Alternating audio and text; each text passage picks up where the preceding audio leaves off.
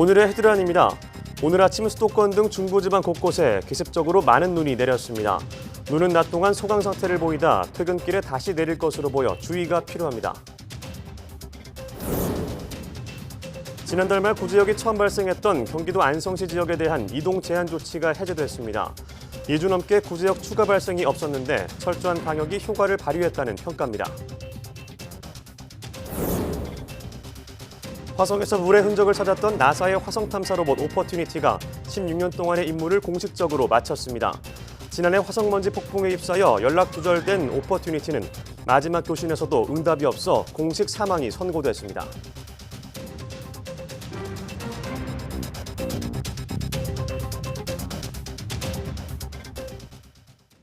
여러분 안녕하십니까? 2월 15일 금요일 사이언스 투데이입니다. 오늘 새벽부터 서울을 비롯한 중부 곳곳에 기습적인 한방눈이 쏟아졌습니다.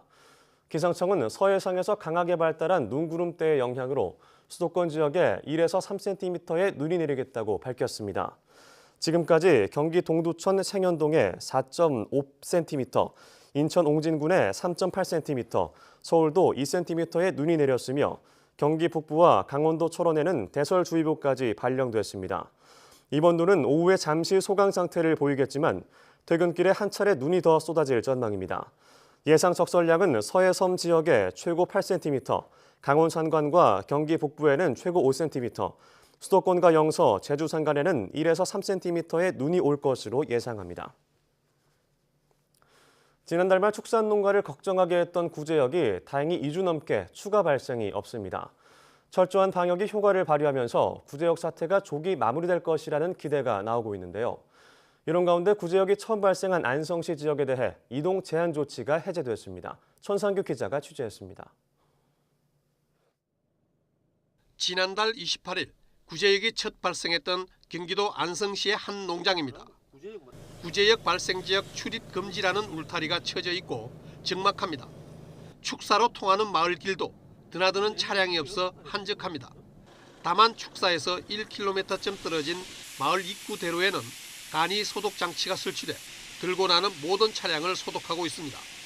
이동 제한 조치가 해제됐다고는 하지만 발생 농장으로부터 3km 내에는 방역 조치가 전과 달라진 것이 없습니다. 구제역 발생 지점으로서 3km 이내 지역은 이동 제한이 해제되지 않았기 때문에 축산 농가와 방역 당국에서는 방역을 위해서 최선의 노력을 다하고 있습니다. 발생 농장으로부터 3km 이상 떨어진 곳도 해당 지역의 축산 농가를 방문할 때는 지역 거점 소독 시설에서 차량과 사람의 소독을 끝내고 소독 필증을 발급받아야만 진입이 가능합니다. 한 군데 들르고 다른 농장 들르려면 중간에 또 다시 소독하고 넘어가야 되거든요. 그러면 하루에 3군데 들어간다 하면 3번 여기 들러야 됩니다.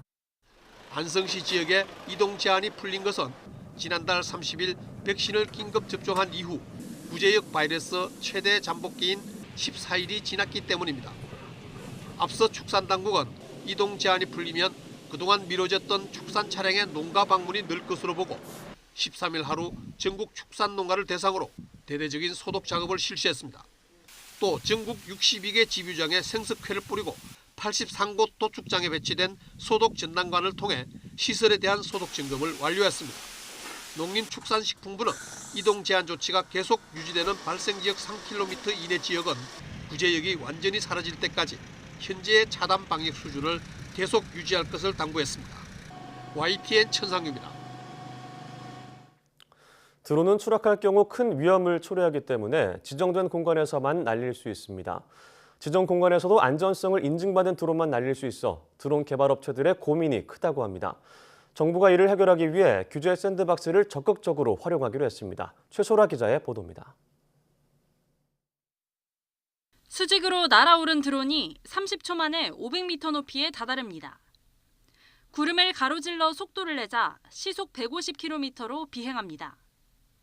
국내 중소기업에서 만든 최신 드론입니다. 이 업체는 기술력이 막강하지만 새로운 드론을 개발할 때마다 고민이 있습니다. 회사 앞에 허가받은 비행 공역에서조차 드론 시제품을 띄우기가 여의치 않기 때문입니다. 중량이 25kg을 초과하는 드론은 안전성 인증 검사를 받아야 하는데 시제품 상태에선 이런 인증을 받기가 쉽지 않습니다. 위험한 시험이라도 해서 뭔가 검증을 해야 그다음 이제 비행체로 완성이 되는 건데요. 그런 거 시험하기가 쉽지 않습니다. 드론의 통신에 사용되는 주파수가 제한적이라며 이를 늘려달라는 호소도 나옵니다. 정부가 이런 현장의 고충을 직접 듣는 자리에 드론 관련 강소업체 10여 곳이 모였습니다. 비행 허가를 받아야 된다라든지 여러 가지 그런 규제가 가로막히지 않도록 샌드박스 제도를 적극적으로 활용하실 수 있도록 또 지원을 하겠습니다. 현재 우리나라 드론 기술력은 세계 7위 수준. 하지만 각종 규제로 세계 시장 점유율은 1%에도 못 미칩니다. 기술력이 비슷한데도 시장 점유율 1위를 차지하며 드론 강국으로 떠오른 중국과 비교됩니다. 정부는 앞으로 7년 동안 드론을 포함한 무인 이동체의 원천 기술을 개발하는데 2,750억 원 규모의 예산을 쏟아부을 계획입니다.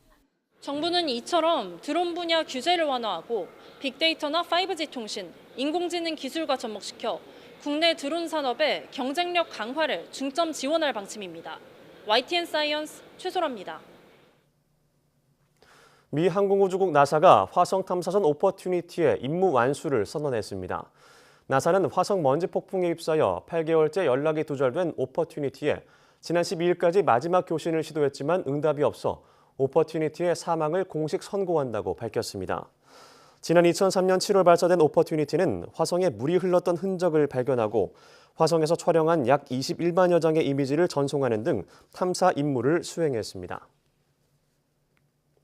LG U+가 케이블 TV 업계 1위인 CJ 헬로를 인수하기로 하면서 유료방송업계 2위로 올라서게 됐습니다. 앞으로도 대형 통신사들의 유료방송 인수가 이어질 가능성이 높아 방송통신 시장의 지각 변동이 가속화할 전망입니다. 이하린 기자가 보도합니다. 이동통신업계 3위 LG U+가 케이블 TV 업계 1위인 CJ 헬로를 인수합니다. CJ 헬로 지분의 53.92%를 보유하고 있는 CJ E&M으로부터 CJ 헬로 전체 지분의 50%보다 한 주 더 많이 사들이기로 한 겁니다. 인수 금액은 8천억 원. 공정거래법 등 관련법에 따라 기업 결합 심사를 받고 정부 인허가를 획득하면 LG U+는 CJ 헬로의 최대 주주가 됩니다. CJ 헬로는 지난해 6월 말 기준으로 413만 명의 케이블 TV 가입자를 보유하고 있습니다. 초고속 인터넷 가입자는 78만여 명, 알뜰폰 가입자는 79만여 명입니다. 시장 점유율 11.7%로 유료 방송업계 4위인 LG U+의 가입자와 합하면 KT그룹에 이은 2위에 올라서게 됩니다. 당분간은 기존 케이블 TV 가입자의 동의 절차 등이 있기 때문에 현재 구조대로 IPTV와 케이블 TV를 그대로 운영할 것으로 보입니다. 국내를 막론하고 융합화와 대형화가 가속화돼가는 방송통신시장에 대응하기 위해서 CJ헬로 지분 인수를 추진하게 됐고요. 이를 통해서 방송통신시장의 서비스 경쟁을 촉진하고 5G를 기반으로 한 다양한 융합 서비스를 제공함으로써 업계에서는 LG U+의 CJ 헬로 인수가 가시화되면서 유료 방송업계의 판도가 급변할 것으로 보고 있습니다. 경쟁사인 SK텔레콤과 KT도 각각 케이블 TV T브로드와 딜라이브 인수를 타진하고 있기 때문입니다. 5 시대의 또 하나의 이 새로운 형태의 방송통신의 융합 과정이다 이렇게 보고 있는데요. 실질적으로 5 시대의 망을 갖고 있는 통신사들이 이 미디어 콘텐츠를 필요로 하면서 CJ 헬로를 인수한 그런 모습입니다. 상대적으로 막강한 자본력과 마케팅 기반을 가진 대형 통신사들의 몸집 키우기가 빨라지면서 방송통신업계가 요동칠 가능성이 더욱 커지고 있습니다. YTN 이하린입니다.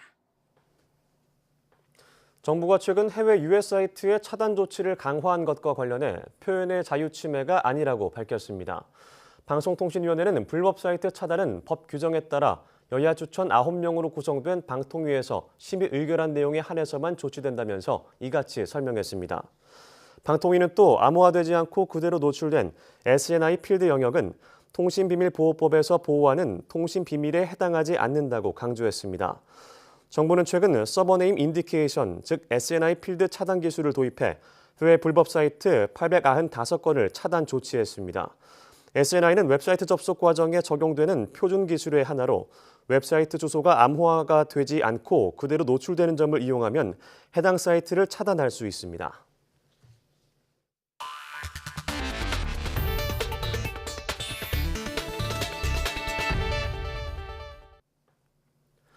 최근 국내에서도 홍역 환자가 잇따라 나오는 가운데 지난해 전 세계 홍역 보고가 22만 9천 건으로 급증했습니다. 세계보건기구는 실제로는 이보다 10배가 넘을 것으로 예상했습니다. 김태현 기자의 보도입니다. 미국 워싱턴주 시애틀의 의료시설. 최근 자녀의 홍역 예방접종을 원하는 부모들의 문의가 급증했습니다. So our clinic received a lot of phone call from the parents because they want to check their immunization record. They want to make sure their kid already immunized for the MMR. 이 지역의 홍역 예방접종률은 100%에 가깝지만 최근 확산된 공포를 단적으로 보여줍니다. 올해 들어 미국 10개 주에서 100여 건의 홍역이 보고됐는데 워싱턴주가 절반 이상을 차지했습니다. 지난해 공식 보고된 전 세계 홍역 발생은 22만 9천 건으로 2017년의 2배가 넘습니다. 세계보건기구는 보고되는 홍역은 실제 발생 건수의 10분의 1도 안 된다면서 홍역 환자 수가 200만 명을 넘을 것으로 예상했습니다. 홍역은 전염성이 매우 강해 예방이 필수적입니다. Measles is really scary because it is so contagious. If a person with measles is in a room with 10 other people who are unvaccinated, 9 of them will get measles. That means they can transmit it even before they know that they're infectious. 특히 지난해 유럽에서 전체의 3분의 1인 8만 2천여 건의 홍역이 보고됐습니다. 우크라이나 5만 3천여 건을 비롯해 프랑스 2,900건, 이탈리아와 러시아가 각각 2,500건입니다. 필리핀에서도 최근 한 달간 홍역으로 70여 명이 숨지며 비상이 걸렸습니다. 지난달 4,300건의 홍역 신고가 접수돼 한 해 전보다 120%나 증가했습니다. YTN 김태현입니다. 양식 새우의 면역력을 높이는 것으로 대량 폐사를 막을 수 있는 길이 열렸습니다. 국립수산과학원은 양식장에서 새우의 대량 폐사를 유발하는 급성 간췌장 괴사병을 예방할 수 있는 천연 면역 증강제를 개발했다고 밝혔습니다. 새우의 면역력을 높이는 이 천연물은 인진과 당귀 추출물로 만들어졌으며 3개월 이상 투여할 경우 면역력이 2.5배 높아져 생존율이 65% 상승하게 되는 것으로 나타났습니다. 수산과학원은 인진과 당귀 추출물에 함유된 베타글루칸이 새우 면역력을 높이는 작용을 한 것으로 분석했습니다. 지난해 발생한 고양 저유소 화재 사건 기억하실 텐데요. 외국인이 날린 풍등이 풍등 불씨가 돼서 전반적인 시설물 안전관리 부실까지 드러나는 계기였습니다. 앞으로는 석유 탱크 주변에 화재 감지기 설치가 의무화되고 열기구를 날리는 행위도 금지됩니다. 신윤정 기자가 보도합니다. 스리랑카인이 날린 풍등 불씨로 시작돼 40억 원 상당의 피해를 남긴 고양 저유소 화재. 화재 감지기가 없어 풍등이 탱크 옆 잔디에 떨어져 폭발로 이어지기까지 18분 동안 화재 사실조차 알 수 없었습니다. 게다가 탱크에 설치된 인화 방지망까지 곳곳에서 뜯어져 있는 사실까지 확인되면서 총체적 관리 부실에 대한 질타가 쏟아졌습니다.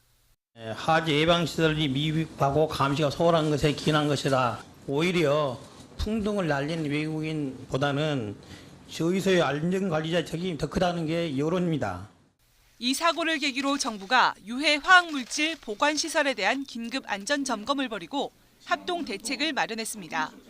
먼저 석유 저장 탱크 주변에 화재 감지기와 외부 불꽃이 내부로 들어가지 못하게 하는 화염 방지기 설치를 의무화하기로 했습니다.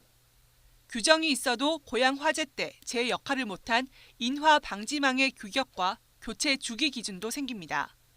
11년으로 너무 길다는 지적을 받은 석유 탱크 정기 검사 이외에 중간 검사도 시행하기로 했습니다. 또 풍등 같은 소형 열기구를 날리지 못하도록 하고 어기면 벌금 200만 원도 물리기로 했습니다. 위험물질 저장 소유 사고는 큰 피해를 불러오기 쉽습니다. 따라서 예방과 대응, 제도와 기반 시설을 확충해 소홀함이 없도록 노력해야 합니다. 정부는 누출 사고가 반복되고 있는 가스 저장 시설의 정밀 진단 주기도 차등화하는 등 안전 관리 기준을 확충하기로 했습니다. YTN 신윤정입니다.